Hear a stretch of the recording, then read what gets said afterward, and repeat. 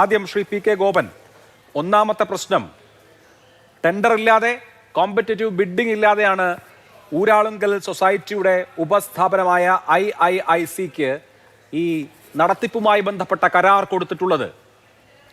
അവർ സമർപ്പിച്ചിട്ടുള്ള ബില്ലുകളിൽ ഓഡിറ്റർമാർക്ക് സംശയമുണ്ട് താനും. അപ്പോൾ ഇത് തട്ടിപ്പിന് വേണ്ടിയിട്ടുള്ള ഡിസൈൻ ആയിരുന്നു എന്ന് തന്നെ വ്യക്തമല്ലേ?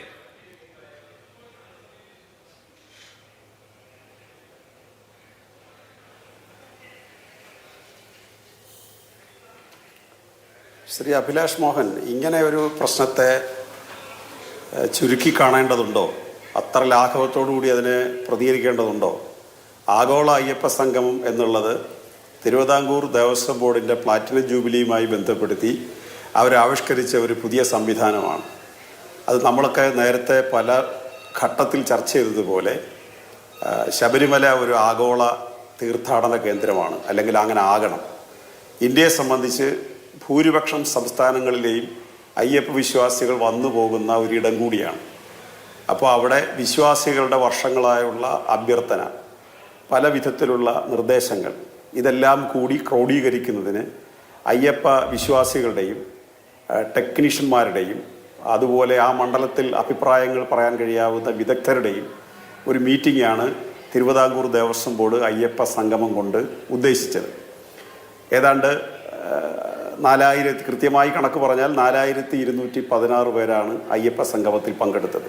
ഇന്ത്യയിലെ 16-ൽ പരം സംസ്ഥാനങ്ങളിൽ നിന്നുള്ള പ്രതിനിധികളും അതുപോലെ വിദേശ രാജ്യങ്ങളിൽ താമസിക്കുന്ന അയ്യപ്പ വിശ്വാസികളും ഒക്കെ പങ്കെടുത്ത ഒരു പരിപാടിയാണ് അവിടെ ആവിഷ്കരിച്ചത്. ആ പരിപാടിക്ക് സ്പോൺസർഷിപ്പിലൂടെ തുക കണ്ടെത്തുക എന്നുള്ളതാണ് ദേവസ്വം ബോർഡ് കണ്ടെത്തിയ ഒരു മാർഗം. സ്വാഭാവികമായിട്ടും ശബരിമലയിലെ മുഴുവൻ വരുമാനങ്ങളും അവിടെ എന്നിട്ട് സ്പോൺസർഷിപ്പിലൂടെ തുക കണ്ടെത്തിയോ? ഇവിടെ തുടക്കത്തിലുള്ള പ്രശ്നം മുഴുവൻ വരുമാനം, ശ്രീ ഗോപൻ, തുടക്കത്തിലുള്ള പ്രശ്നം ബിഡ്ഡിംഗ് ഇല്ലാതെ എങ്ങനെയാണ് ഇവന്റ് മാനേജ്മെന്റ് നിങ്ങൾക്ക് താല്പര്യമുള്ള ഒരു കമ്പനിക്ക് കൊടുക്കുക എന്ന ഒന്നാമത്തെ പ്രശ്നം. സബ് കോൺട്രാക്ട് കിട്ടിയ ആളുകൾ നൽകിയ ഹെഡ്വൈസ് ബില്ലുകളിൽ നിന്ന് വളരെ വ്യത്യസ്തമായ കൂടിയ കണക്കുകളുള്ള ബിൽ ഈ കമ്പനി, ഈ സ്ഥാപനം നൽകിയിരിക്കുകയാണ് ദേവസ്വം ബോർഡിന്. ആ ബില്ലൊക്കെ പേ ചെയ്യേണ്ടത് ദേവസ്വം ബോർഡാണ്. ദേവസ്വം ബോർഡ് എന്താ പറഞ്ഞത്? ബോർഡിന്റെ ഒരു തുക പോലും എടുക്കില്ല, മറിച്ച് സ്പോൺസർഷിപ്പിലൂടെയാണ് ഇതിനു വേണ്ട മുഴുവൻ തുകയും കണ്ടെത്തുക എന്ന്. എന്നിട്ട് സ്പോൺസർഷിപ്പിലൂടെ എത്ര തുക കണ്ടെത്തി? ആരാണ് സ്പോൺസർമാർ? ആകെ 2 സ്പോൺസർമാരെ ഇപ്പോൾ ഉള്ളൂ.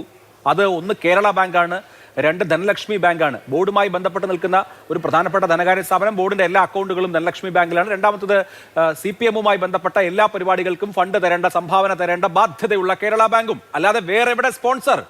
ഒരു പണം പോലും ബോർഡിന്റെ എടുക്കില്ല എന്ന് പറഞ്ഞിട്ട് എവിടെ സ്പോൺസർഷിപ്പ് തുക?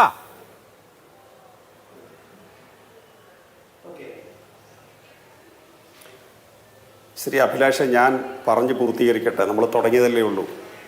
ഞാൻ പറഞ്ഞത്, അങ്ങനെ ശബരിമലയിലെ വരുമാനം എന്നുള്ളത് മഹാഭൂരിപക്ഷവും അയ്യപ്പ ഭക്തർ നൽകുന്നതാണ്. രണ്ടാമത്തെ വരുമാനം കേരള സർക്കാർ ശബരിമലയുടെ വികസനത്തിന് വേണ്ടി മാറ്റിവെക്കുന്ന പ്രത്യേക പദ്ധതി പ്രകാരമുള്ള തുകയാണ്. ഈ 2 വരുമാനമാണ് പ്രധാനമായിട്ട് വരുന്നത്.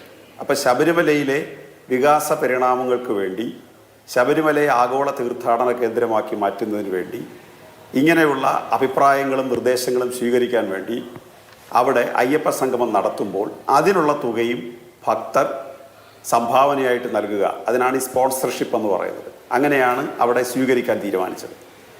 അപ്പോൾ ഇനി അങ്ങയുടെ രണ്ടാമത്തെ ചോദ്യം, ഇത് ബിഡില്ലാതെ എങ്ങനെ കൊടുത്തു?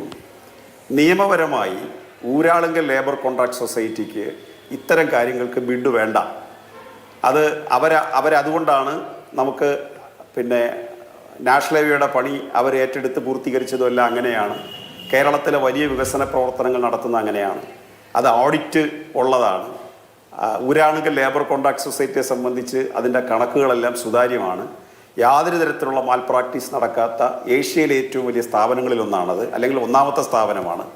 അത് നമ്മുടെ നവോത്ഥാന കാലത്ത് വാഗ്ബടാനന്ദൻ്റെ കൈകളിൽ ആവിഷ്കൃതമായതാണ്.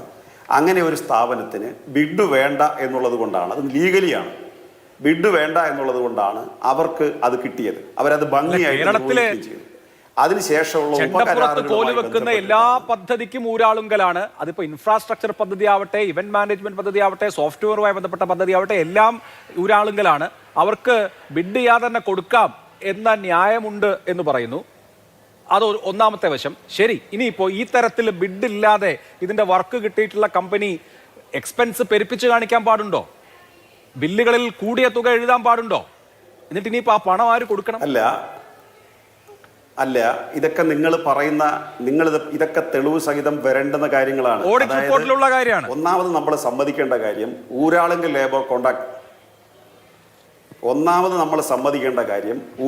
ലേബർ കോൺട്രാക്ട് സൊസൈറ്റിക്ക് ബിഡ് വേണ്ട. രണ്ടാമത് നമ്മൾ അംഗീകരിക്കേണ്ട കാര്യം, കേരളത്തിലെ ഏറ്റവും വലിയ വികസന പ്രവർത്തനങ്ങൾ കേരളത്തിന് പുറത്തും നടത്തി കേരളീയ സമൂഹത്തിൻ്റെയും ഭാരതീയ സമൂഹത്തിൻ്റെയും ലോകത്തിൻ്റെയും മുമ്പിൽ അവരുടെ സുതാര്യതയും സത്യസന്ധതയും ശേഷിയും അവരുടെ ടെക്നിക്കൽ പെർഫെക്ഷനും എല്ലാം തെളിയിച്ച ഒരു സംവിധാനമാണ്.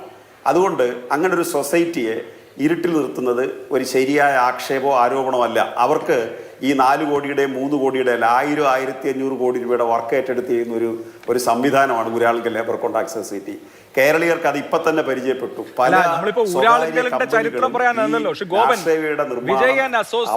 ഞാൻ പറഞ്ഞു തീരട്ടെ, അവര് കൃത്യമായിട്ട് അതിന്റെ വാഗ്ഭടാനന്ദന്റെ കാലം മുതലുള്ള ചരിത്രം അങ്ങ് പറഞ്ഞു. സിമ്പിളായി ഓഡിറ്റ് ചെയ്ത ഓഡിറ്റർമാർ ചൂണ്ടിക്കാണിച്ച കാര്യം നോക്കൂ. ഇപ്പോ ഈ ബില്ലുകൾ ദേവസ്വം ബോർഡ് കൊടുക്കേണ്ട ബില്ലുകൾ ഉണ്ടല്ലോ, മെയിൻ കോൺട്രാക്ട് നേടിയിട്ടുള്ള IIIC, അതായത് ഊരാളുകളുടെ ഉപകമ്പനി, എമൗണ്ട് ഇൻ ആക്ച്വൽസ് ബില്ല് കൊടുത്തിരിക്കുന്നത് കോർഡിനേറ്റിംഗ് എക്സ്പെൻസസ് 2 ലക്ഷം രൂപ.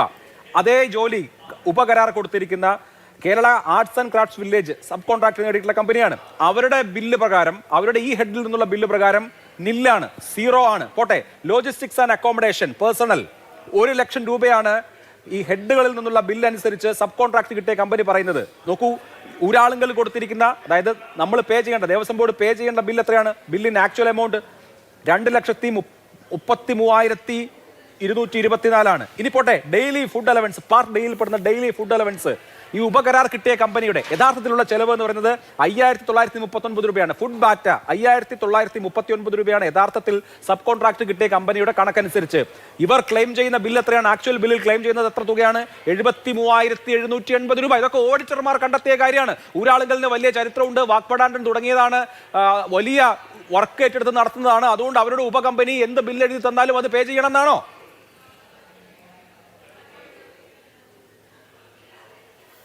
ഇത്ര ആവേശം കാണിക്കേണ്ട കാര്യം.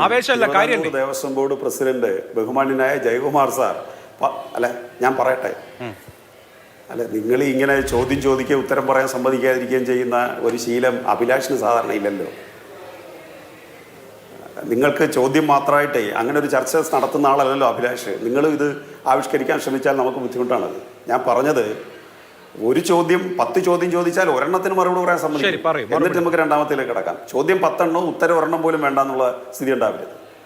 ഞാൻ പറയുന്നത് 17-ാം തീയതി ബഹുമാന്യനായ Devaswom board president Jayakumar sir ഇവരുടെ മീറ്റിംഗ് വിളിച്ചിട്ടുണ്ട്. എന്തിനാ? ഇതിൻ്റെ ക്ലാരിഫിക്കേഷന് വേണ്ടി. നമ്മൾ കാണേണ്ടുന്നൊരു കാര്യം, 4, 5, 6, 7 കോടി രൂപയുടെ പരിപാടിയാണ്. ഇത് 7 കോടി രൂപയാണ് മൊത്തം ചെലവ് പ്രതീക്ഷിക്കുന്നത്. ഈ ശബരിമലയിൽ ഇത് അവർക്ക് ഏറ്റെടുക്കേണ്ട ഒരു കാര്യമില്ല. ഞാൻ എൻ്റെ ഒരു ഉദാഹരണം പറയാം. ഞാൻ ജില്ലാ പഞ്ചായത്ത് പ്രസിഡന്റ് ആയിരിക്കുമ്പോൾ ഒരു 10 കോടി താഴെയുള്ള ഒരു പ്രോജക്റ്റ് നിരവധി തവണ ഊരാളുങ്കലുകാരെ സമീപിച്ചു. അവർ ആ ചെറിയ പ്രോജക്റ്റ് ഏറ്റെടുക്കില്ലെന്ന് പറഞ്ഞു. അവസാനം അവരുടെ ഒരർത്ഥത്തിൽ വലിയ സമ്മർദ്ദം ചെലുത്തിയിട്ടാണ് ഞങ്ങൾക്ക് അത് ചെയ്തു കിട്ടുന്നതിന് ഒരു പെർഫെക്ഷൻ വേണം, നിങ്ങൾക്കാണ് അത് ചെയ്യാൻ പറ്റുക. അത് ചെറിയ വർക്കുകൾ അവർ ഏറ്റെടുക്കാറില്ല. ഇത് സർക്കാരിന്, ഇത് ശബരിമലയുമായി ബന്ധപ്പെട്ട വർക്കായതുകൊണ്ടാണ് ഈ ചെറിയ വർക്ക് അവർ ഏറ്റെടുക്കാൻ തയ്യാറായത്. 1000 കോടിക്കും 500 കോടിക്കും 250 കോടിയുടെയും വർക്ക് ഏറ്റെടുക്കുന്ന വലിയ സ്ഥാപനമാണ്. നമ്മുടെ രാജ്യത്ത് ഒരുപാട് സ്വകാര്യ കമ്പനികളുണ്ട് ഇത്തരം വർക്കുകൾ ഏറ്റെടുക്കുന്നത്. അവരുടെയൊക്കെ വിശ്വാസ്യത നമ്മൾ കണ്ടതാണ്. അവർ പണിഞ്ഞിട്ടിരിക്കുന്ന നാഷണൽ ഹൈവേ നമ്മൾ കണ്ടതാണ്. ഊരാളുങ്കലുകാർ പണിഞ്ഞ് പൂർത്തീകരിച്ചിട്ട് പോയ നാഷണൽ ഹൈവേ നമ്മൾ കണ്ടതാണ്. അതുപോലെ നിരവധി സ്ഥാപനങ്ങൾ, കേരളത്തിലെ സ്കൂളുകൾ, ആശുപത്രികൾ, വലിയ കെട്ടിടങ്ങൾ, വലിയ റോഡുകൾ, വലിയ ഫാക്ടറികൾ, ഇതെല്ലാം അവർ സ്ഥാപിക്കുകയാണ്. അത്തരം വിശ്വാസ്യത നേടിയ ഒരു സ്ഥാപനത്തെ ഈ 3-4 കോടി രൂപയ്ക്ക് വേണ്ടി ആക്ഷേപിക്കുന്ന ഒരു ശൈലി കേരളത്തിൽ അപകടം ചെയ്യും. രണ്ടാമത്, സ്വകാര്യ ഏതെങ്കിലും സബ് കോൺട്രാക്ട് എടുത്തിട്ടുള്ള ആളുകളുടെ ബില്ല്, ആ ബില്ല് പരിശോധിക്കുന്നതിന് ഇപ്പോൾ ഓഡിറ്റർമാരുടെ ഒരു കണക്ക് വന്നിട്ടുണ്ട്. അത് തീർച്ചയായിട്ടും പരിശോധിക്കാൻ ദേവസ്വം ബോർഡിനോട് ആവശ്യപ്പെട്ടിട്ടുണ്ട്. അവരുടെ യോഗം വിളിക്കുന്നുണ്ട്. വിളിച്ചിട്ട് ഏതിനത്തൊക്കെയാണ് കുഴപ്പങ്ങൾ, ഇനി ബാക്കി കൊടുക്കാനുള്ള പൈസ എങ്ങനെ ഉണ്ടാവും എന്നുള്ളതിനെ കുറിച്ച് നിലവിലുള്ള ദേവസ്വം ബോർഡ് എല്ലാം ഒരു തുടർച്ചയാണ്. ഭരണം എന്ന് പറഞ്ഞാൽ ഒരു തുടർച്ചയാണ്. ശരി, ആ തുടർച്ചയുടെ ഭാഗമായി നിലവിലുള്ള ദേവസ്വം ബോർഡിനെ അത് ഏൽപ്പിച്ചിട്ടുണ്ട്. അവരത് ഭംഗിയായിട്ട് നിർവഹിക്കട്ടെ. 17-ാം തീയതി ആ കണക്ക് കൂടി പുറത്തു വരുമ്പോൾ നമുക്കത് വ്യക്തമാകും. അല്ലാതെ ഒരു സ്ഥാപനത്തെ അടച്ചാക്ഷേപിച്ച് ഇപ്പോൾ ശബരിമലയിലെ ഈ വിഷയം ഇതിനകത്ത് കൊണ്ട് തളയ്ക്കാൻ പറ്റില്ല. കാരണം 2014, 2017 സംഭവങ്ങൾ ശബരിമലയിൽ 2019 ശേഷം കൊണ്ടുപോയ സ്വർണത്തിന്റെ അല്ല, അതൊരു വേറെ വിഷയമാക്കാൻ ഉദ്ദേശിക്കുന്നില്ല. ഞങ്ങൾ ഉദ്ദേശിക്കുന്നില്ല. നിങ്ങൾ ഉദ്ദേശിച്ചു അങ്ങനെ, ഞങ്ങൾ ഉദ്ദേശിക്കുന്നില്ല. 2019 ശേഷം കൊണ്ടുപോയ അവിടെ നടന്ന സ്വർണത്തിന്റെ 10 ഇരട്ടി അതിന് മുമ്പ് അവിടെ നടന്നിരിക്കുകയാണ്. നടന്നിരിക്കുകയാണ്. അതിനെയൊക്കെ മറച്ചു പിടിക്കാൻ ദേവസ്വം ബോർഡിന്റെ അയ്യപ്പ സംഗമത്തെ നിങ്ങൾ ഉപയോഗിക്കേണ്ട. ശരി, ആഗോള അയ്യപ്പ സംഗമം എന്ന പേരിട്ട് ആഗോള ഉഡായിപ്പ് സംഗമം നടത്തിയോ? അതാണ് നമ്മുടെ ഇനിയും ഒരുപാട് ശബരിമലയിൽ നടന്ന വലിയ കൊള്ള മറച്ചു വെക്കാൻ ഇതെടുത്ത് ഉപയോഗിക്കേണ്ട കാര്യമില്ല. അല്ല, മുഴുവൻ കൊള്ളയും ചർച്ചയും അപ്പോ അങ്ങും ഉണ്ടാകുമെന്ന് ഞാൻ പ്രതീക്ഷിക്കുന്നു ചർച്ച ചെയ്യാൻ.